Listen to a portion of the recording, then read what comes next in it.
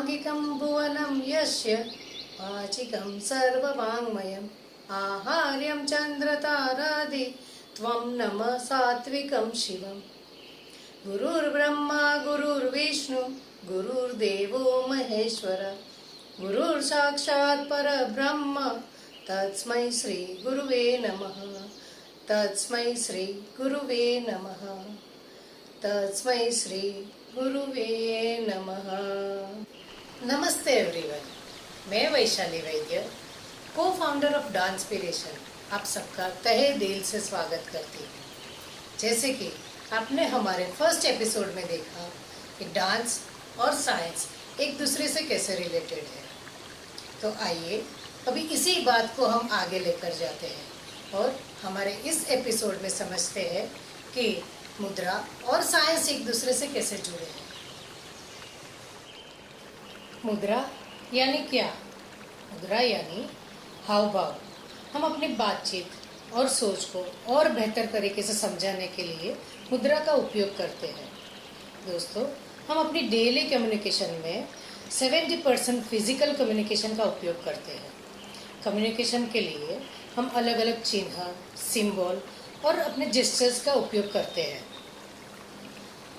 हम daily communication के अलावा मुद्राओं का कई जगह उपयोग करते हैं, जैसे कि रिचुअल प्रैक्टिस में मोस्टली हिंदू और बुद्धिस्ट मंत्र के साथ इसका प्रयोग करते हैं और इसीलिए इसे रिचुअल या मेडिटेशन मुद्राएं भी कहते हैं। और इसका उपयोग बर्मा, वियतनाम, थाईलैंड और लाओस में ज़्यादा किया जाता है। वैसे ही तांत्रिक हस्त मुद्राएं वो भी ज़्यादातर भूटान, तिब्बत, नेपाल, चीन या जापान में ज़्यादा किया जाता है। वैसे योग विचार में भी इसका बड़ा महत्व है। अकॉर्डिंग टू योगीज, हमारा शरीर पंच तत्व का यानी 5 एलिमेंट्स से बना है और यही 5 एलिमेंट्स को हमारे हाथों की 5 उंगलियां रिप्रेजेंट करती है। तो आइए अब हम देखते हैं कि हमारी कौन सी उंगली कौन से तत्व को रिप्रेजेंट करती है। अंगुष्ठा यानी थंब, वह अग्नि यानी फायर को रिप्रेजेंट करता है, जो सोलर प्लेक्सस चक्र यानी कि डाइजेस्टिव सिस्टम और इमोशनल स्टेट ऑफ माइंड से जुड़ा हुआ है। तर्जनी यानी इंडेक्स फिंगर, वह वायु यानी एयर को रिप्रेजेंट करती है, जो कि हार्ट चक्र यानी कि heart, lungs and thymus gland से जुड़ी हुई है। मध्यमा यानी कि मिडल फिंगर, जो आकाश यानी स्पेस को रिप्रेजेंट करती है, जो थ्रोट चक्र से जुड़ी हुई है, यानी कि voice box, wind pipe, thyroid gland उससे जुड़ी हुई है। अनामिका यानी कि रिंग फिंगर, वह अर्थ यानी ग्राउंड एनर्जी को रिप्रेजेंट करता है। वह रूट चक्र यानी बोन्स एंड मसल्स से जुड़ी हुई है। कनिष्ठिका यानी लिटिल फिंगर, वह जल या वाटर से रिप्रेजेंट करती है, जो कि सेक्रल चक्र यानी कि हमारे रिप्रोडक्टिव ऑर्गन्स और यूरिनरी ब्लैडर से जुड़ी हुई है। तो जब हम मुद्राएं करते हैं तब हमारी उंगलियां एक दूसरे से जुड़कर एक इलेक्ट्रिक मैग्नेटिक करंट बनाता है और वह अपने शरीर के ऊर्जा को नियंत्रण करने लेता है और हमारी एनर्जी सर्किट कंप्लीट करता है। योग विचार की तरह इंडियन कल्चर में भी इसका बड़ा महत्व है। डांस और ड्रामा का तो ये महत्वपूर्ण अंग है। डांस और ड्रामा में जब हम कोई मुद्रा यूज़ करते हैं तो उसके पीछे की कहानियाँ, उसका अर्थ, उसका सिंबॉलिक वैल्यू होती है, यानी भाव और रस जैसा जिसका कोई फिजिकल फॉर्म नहीं होता है, उसको दर्शाने के लिए हम हस्त मुद्राओं का प्रयोग करते हैं। इंडियन क्लासिकल डांस में मुद्राएं स्पिरिचुअल, रिलीजियस और योगिक साइकोलॉजी को ध्यान में रखते हुए बनाई गई है। डांस में मुद्राएं यानी उसके अल्फाबेट्स। जब हम स्टोरी टेलिंग या कुछ कथा को रिप्रेजेंट करते हैं तो यही मुद्राओं का कॉम्बिनेशन करके उसको यूज करते हैं। इसी बात को और डिटेल में समझने के लिए मैं आपको एक प्रस्तुति दिखाना चाहती हूँ। परफॉर्मर है मिस कृपा तेंदुलकर, जो कि आपको कथक में एक प्रसिद्ध कविता करके दिखाएंगे।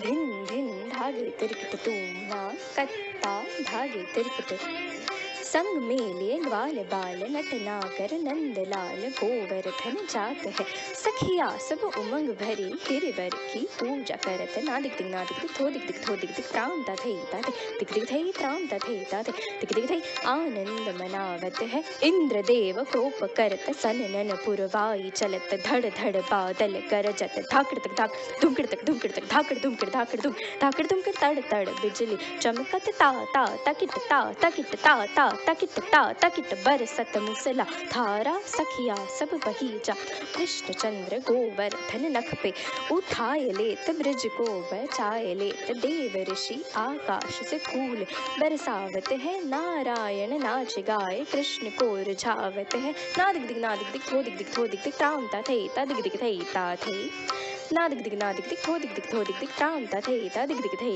ता थे नादिक दिक नादिक दिक थो दिक दिक थो दिक दिक ताम ता थे ता दिक दिक थे ता थे।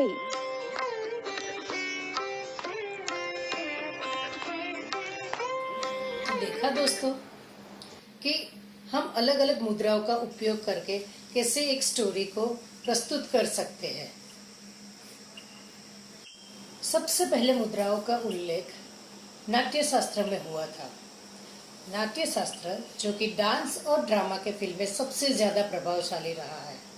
माना जाता है कि नाट्य शास्त्र 200 BCE से 200 CE के बीच में भरत मुनि के द्वारा लिखा गया था।